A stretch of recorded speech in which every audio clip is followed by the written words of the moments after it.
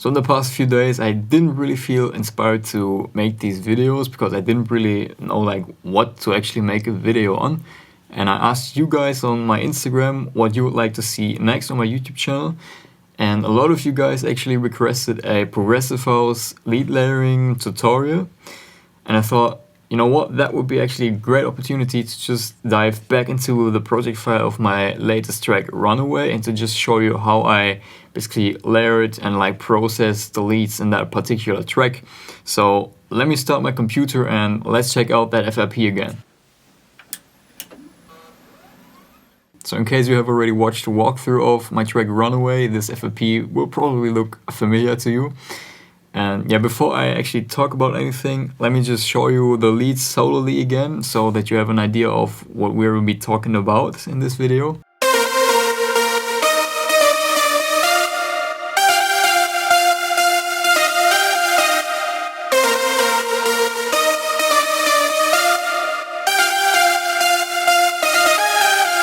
Now before we start talking about the actual layering, I just want to clarify that what's actually more important than the layering itself is your melody, basically, because if you have a boring melody, it doesn't make any sense to get the right layers for it, you know? So first make sure you nail your melody, and then you can go over and search the right sounds for it. And that's already like actually the answer to the question how to layer leads. In the end, it's just about finding the right sounds for it. So yeah, let me show you the like individual layers that I use in this track.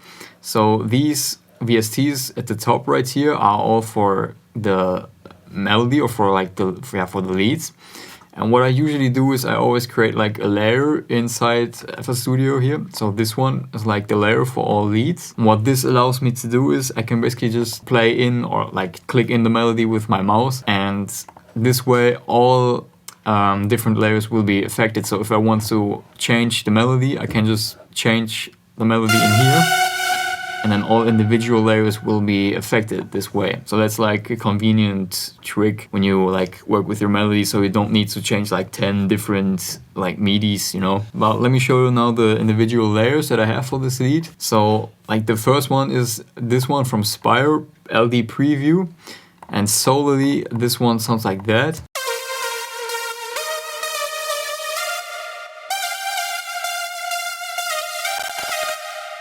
So as you can tell, this is just like some type of supersaw sound, which is like not unique really in like any way, but usually supersaws is like what works best for progressive house leads. Also, what's important for leads is that they should sit in like a certain range or like frequency range, and for that I will be using the Span plugin, which is like a free analyzer. So it's a really great plugin. If you don't have this one, make sure to get it, it's free. So generally you can say that your lead should always sit like in the frequency range between like 200 Hertz and above.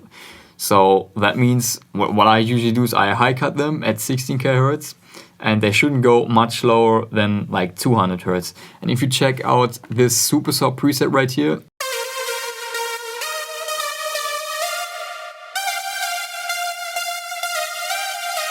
as you can see, this supersaw actually sits quite high in the frequency spectrum because it doesn't go much lower than like 500-600 Hertz actually. So generally this would be like a little bit too high, but like this is just one layer of all the layers that I have. So what you can also see is that it's quite wide.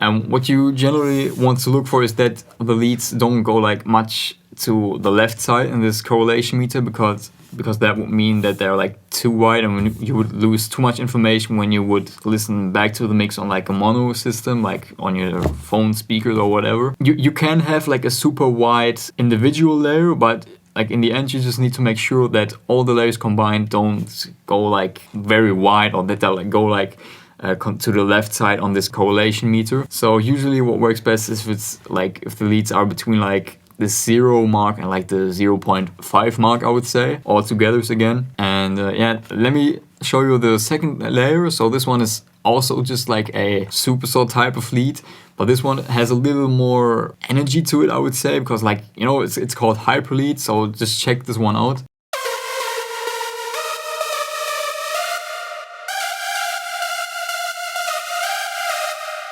So it's that kind of ravey sound which really gives a lot of energy to it, to the melody. And also with this one, it sits quite high in the frequency spectrum, just as like the first layer. And it's also quite wide, I would say. Like the third one is actually also just a supersaw, and the fourth one as well.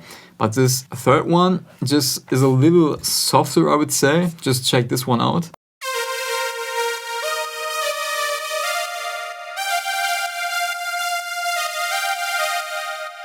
So you can tell it has like more attack in the preset, so that means it's like less punchy, if that makes sense.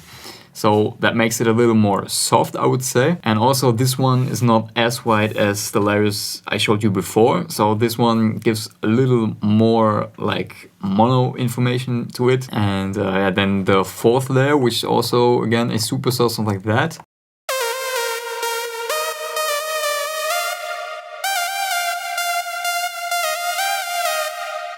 And as you can tell, this one is even more like mono-ish. I think this one is actually 100% mono, but it's only the reverb which adds like stereo information to it. And with this layer, I basically just make sure that I have like a layer for the mono signal. So this is always something which you should pay attention to, because if you like check your leads or your mix back in mono and you realize you're like killing your entire leads, and that means that you're missing like a mono-ish layer. So then it would make sense to maybe add like another layer which is only like playing mono, or just to increase that mono layer which you have. Then like the other layers, this one is also from Spire. This one is not like a supersaw, but this one is like, yeah, it's a plug actually. I feel like with this one just adds like a more unique type of sound to it, I would say.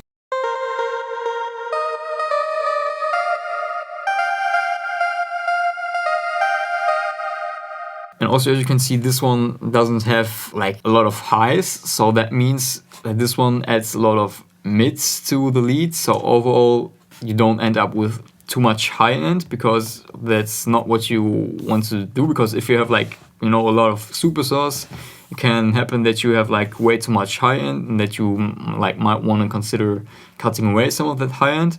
So this one only adds like some more nice warm mids to it, I would say. And then let me show you the fifth layer, which is like a string actually. And I always like to add like more organic sounds to the lead, because this will really help make your lead sound more organic. So just check out this one.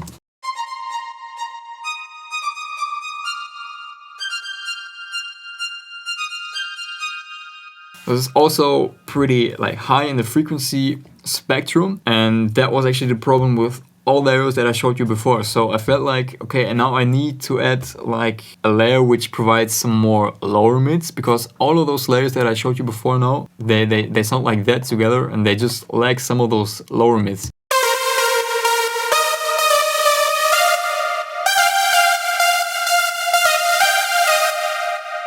So as you can see, like we don't have really much going on below those 500 Hertz. So what I did to kind of fix that, I added like another layer which actually plays an octave lower.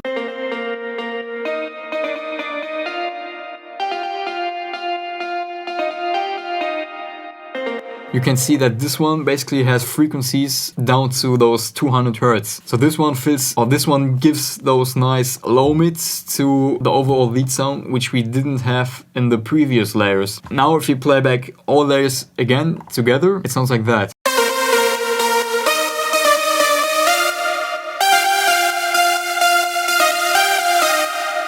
That sounds pretty good to me. And also again, like if you check the correlation meter, it does not go like to the left side, which means it does not sound too stereo-ish, if that makes sense. And yeah, also if you look again at the frequencies, you can see that like all those frequencies from like 200 Hertz and above are covered now. So if you check your leads and you maybe see, okay, actually with my leads I don't have frequencies below 400 Hertz, you might want to consider adding a layer which plays an octave lower. Or if your leads go maybe down to 100 Hertz or even lower, you probably have like a layer in there which is too low, so you might actually want to remove that one. And also if you take like a closer look again on the frequency spectrum,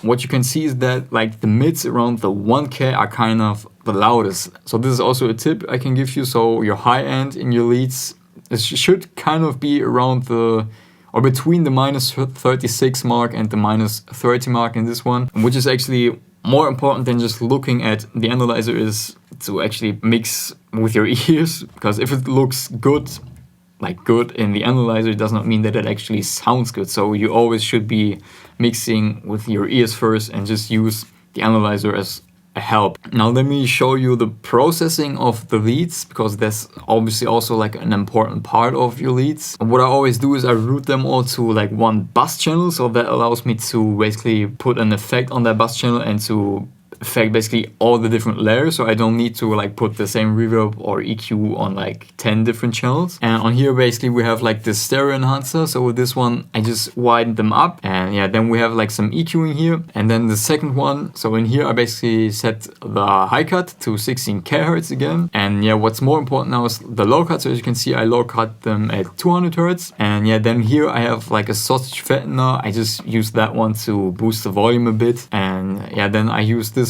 Fruity Balance for volume automation, because I don't like to automate the actual fader, because if I automate the fader and I want to increase the volume of like, you know, on like the full length track, I would need to adjust all of the points that I made in the automation clip. So with the balance, it allows me to automate the volume in the plugin, but still if I feel like overall I want to boost the volume a little more, I can just adjust the fader. And then what I always do for the reverb, I set up a P controller and then I set the bass to 20%, because now the wet signal reacts to the dry signal.